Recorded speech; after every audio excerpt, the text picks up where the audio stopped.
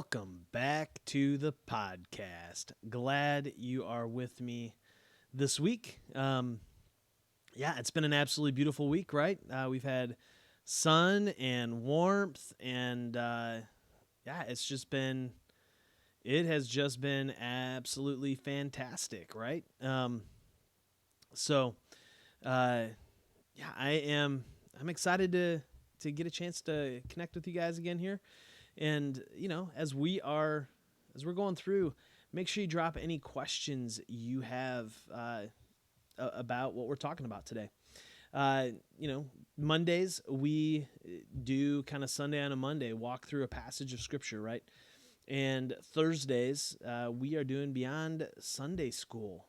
And so you're getting 2 podcasts each week here on the Love Well podcast. And hopefully both of them really help you take those steps towards loving well, because loving our neighbors well, loving our enemies well, this is the heart of what it means for us to follow Jesus. As we look at the world, we must see our neighbors as those created in the image of God.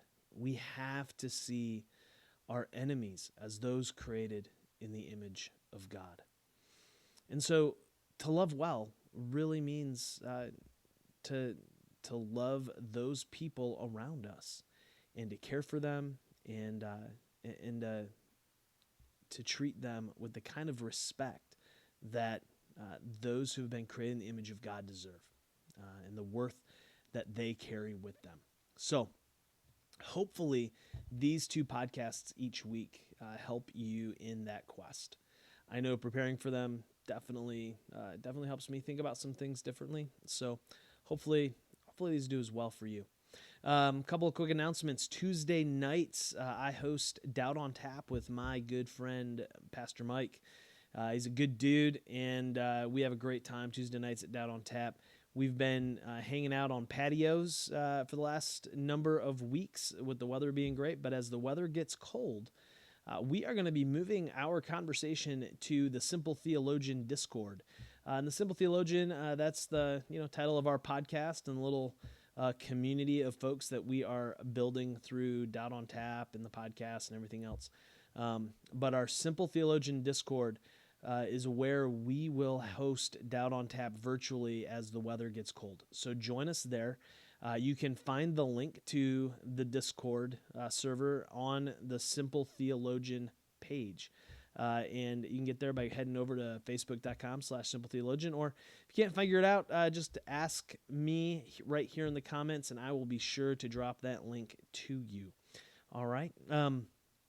As always, please, I encourage you, head over here to danielemrose.com, subscribe. Monday through Friday, you will get an email with the knee-jerk devotional. So every day, I take some time in the morning to read and respond to the scripture that I'm reading. And so these are literally kind of fresh thoughts, guys. This is not me having spent hours studying or anything along those lines. It is you're getting fresh meat, fresh thoughts right here for you every morning, Monday through Friday. Freshly tapped thoughts on God.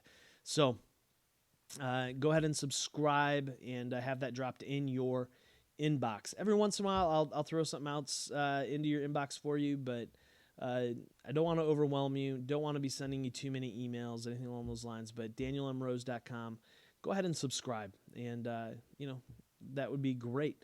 Also, you can find this podcast anywhere. You find it on YouTube. You can find it on Facebook, and you can also find it anywhere you listen to audio podcasts. So, give that a smash the subscribe button wherever you have bumped into this podcast. And please, I would encourage you, if you find this at all helpful, if you find this at all insightful, or even just helps you learn something, please share it with a friend. please go to Apple Podcasts or Google Podcasts, rate and comment. That would be so helpful for me. Yeah, so let's get after it here. I guess before we do, well, let's just get after it, right? And let's dive in here to Beyond Sunday School this week. We are continuing our conversation on Vaughan Roberts' book called God's Big Picture, tracing the storyline of the Bible. You can get it on Amazon, super cheap. Definitely recommend it. It's a great resource to have as you continue to try to understand the Bible and all that good stuff. This is just it's a fantastic resource. So definitely get out there and grab a copy of this. Today, we are talking about the partial kingdom. And just so you remember where we've been, we've talked about the pattern of the kingdom, which was, Genesis 1 and 2. We talked about the perished kingdom in Genesis chapter 3. We've talked about the promised kingdom. This kind of looking at Abraham's story a little bit there in Genesis 17, that kind of stuff. And so here we move into the partial kingdom, and we begin to get this fuller picture here of what's coming, right? And in the partial kingdom, we're gonna cover a huge chunk of the Bible. We are gonna hit, we're gonna go from Genesis to Exodus to Samuel, and we're kind of working our way through here. So what's going on? Well, so far, as we've talked about the way that the storyline works itself out in the scriptures, is we've looked at three different things, right? We've talked about God's people, God's rule and blessing, and God's place. And those are kind of have been the three pieces of the puzzle. But there is a fourth piece, and it's here in this partial kingdom part of the story where we get to learn about the next piece of this puzzle, and that is God's king. Now, early on in the story of the people of God, they were promised, that there was the promise of a king, and this king that God would select was going to be a king who would lead with righteousness, with justice, and with compassion and empathy and all of that, right? This is the kind of king that God wanted. The problem is that the people they were pretty impatient, and we're going to get to that. We're going to get to that part of the story here in just a minute.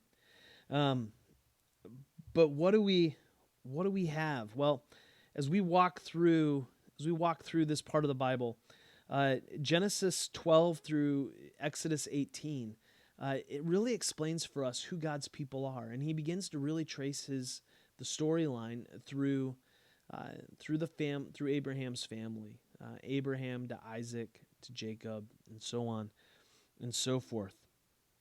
And this takes us all the way through Genesis. So God's people are this one family, and through this family, he was going to bless the nations, right?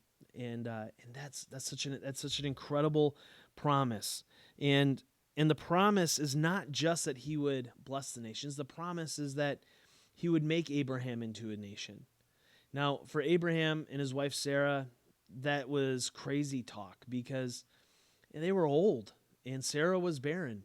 And yet, at the ripe old age, of 99, here she comes. She's pregnant and ready, and she has a child, in the story. And so what we have in this moment at the beginning of this family story is Abraham's necessity to trust in the promise. God had made him a promise that he would make him into a nation against all odds, against all hope, against all natural understanding of anything. And yet, Abraham had to trust it. And this really begins to be the narrative that we see kind of follow this family, follow the people of God from here on out, is there's a necessity to trust, right? To be God's people is to be a people who trust him. It's to be a people who believes in the promise against all odds.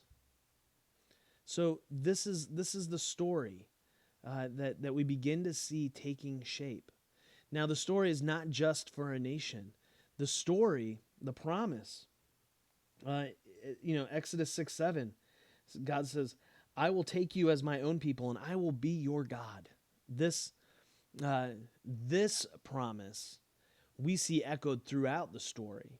We see it all the way into Revelation, where we see that line come back to prominence at the end of the Bible, right? You will be my people, and I will be your God. That's the beautiful promise. That's the thing that we're waiting for. And so Abraham, just like the rest of us, had to learn that it's by faith, and that we had to trust, that he had to trust God by faith, and we had to trust God by faith. And so we have to understand, that there was nothing special about Abraham. He was just some guy. He was just some guy that God called. And God decided to use Abraham and his family to bless the world. To bless the world by showing them that there is grace, that there is mercy, that there is compassion, and that there is love, and that God would make good on his promises. So God's people are reflected in this one family. And so from there, right, we get God's rule and blessing in this time of the partial kingdom. Now, what does that look like? Well, that's expressed in Exodus 19 to Leviticus, and so what do we get? What do we get here? Well, we get the law, right? God's blessing, God's rule and blessing is through his word and is through his law. And if the people would just trust and would just live out the law and obey it, they would experience great blessing. And if they didn't, they would face consequences. And it was hard, right? And nobody perfectly fulfilled the law. And so God knew nobody would fulfill the law perfectly. And so there was a system put in place for how you deal with your falling short and our falling short and the falling short of the people. And we see all of that laid out in the law as well. But the trajectory of the law is one of grace. It is one of mercy. It is one that points us back to the necessity of faith, the necessity of trust. It's not really about the rituals and all the things. It really does come down to this whole idea of trust and faith. And what we see in that story that starts with the Exodus is we see the God who delivers, and then the God who demands, and the God who draws near. We see this is the trajectory of the story of the people of God, right? So he delivered them from slavery. If you read through the end of Genesis, in the story of Joseph, you see how God's people end up in Egypt, and yet that wasn't the promised land. Egypt wasn't what God promised them, right? He didn't promise them that. He promised them Canaan, and but they end up there out of God's blessing, out of God's care for them, and yet there comes a time then when the Egyptians were probably overthrown, and a new royal line comes to power that doesn't know of Joseph and doesn't know of the Israelites, and just sees them as a danger, and so they enslave the Israelites. So what happens? Well, the story of the Exodus is God delivering the Israelites from the hand of Egypt, from their slavery. So we see this picture of the God who delivers from slavery. Now, there is a greater slavery that we all experience, the slavery to sin, the slavery to our sin sickness, to what is happening inside of us, right? And God can deliver us from that as well. And Exodus points us even in that direction. But we get this picture of the God who delivers. But he doesn't deliver us with a cheap grace. He is a God who demands. He demands that his people, who he delivered, who he loved, he demands that they would live life of justice, lives of righteousness. This is the life that God demands from us. The same life that he demanded from them, he demands from us, right? To do justice and to walk humbly with him. This is what the law at Sinai is calling them to, right? This is what we are supposed to be about. And so he is the God who demands. He is the God who delivers, and he is the God who demands. But not only that, he is also the God who draws near. And that gets us to our next piece here, the place. Where is God in all of this? Well, he is in the tabernacle. He is in this tabernacle, this traveling tent that went everywhere with the people, where God dwelled among his people. So he is not a God who is far off. He is not a God who sits atop a mountain and is looking down at the people and is judging them, or is looking at them as some sort of bit of entertainment. No, this is a God who dwells among us, the God who draws near. What a beautiful picture. The God we serve draws near to us. Right? And doesn't that remind us of another story that we heard all the way back in Genesis chapter 1 and 2? Right? The God who draws near, the God who was present, the God who walked in the cool of the day with Adam and Eve. This is the God that we are following. This is the story of the God who draws near, who wants to be with his people. He's not just asking his people to go do something. No, he is drawing near to his people. This, my friends, is the beautiful God whom we serve. This is the God that we get to follow. And so we get to see this picture painted of the God who draws near in the tabernacle. So we have the God who delivers. We have the God who demands something from us because it's not a cheap grace. But then also the God who draws near. He's able to draw near because of the sacrifice, because we are able to be cleansed through his deliverance by faith. And this ultimately gets done in the person of Jesus, who is the ultimate tabernacle, who is the ultimate expression of God dwelling among us, of God living with us. This, do you see how the story begins to build? Do you see how the story begins to take us towards this beautiful climax of the cross and of the resurrection? This is where we are going. This is the trajectory, and it's pretty awesome.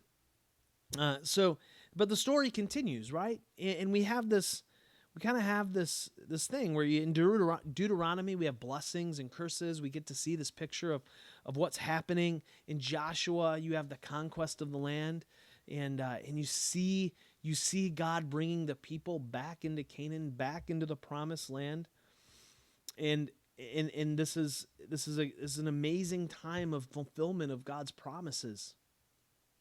So now that the people are in the land, what do we have? How does this work itself out? Well, we experience a partial fulfillment time under the judges, right? God raises up judges, and it is this cycle of sin and grace The people forget God. God raises up a judge.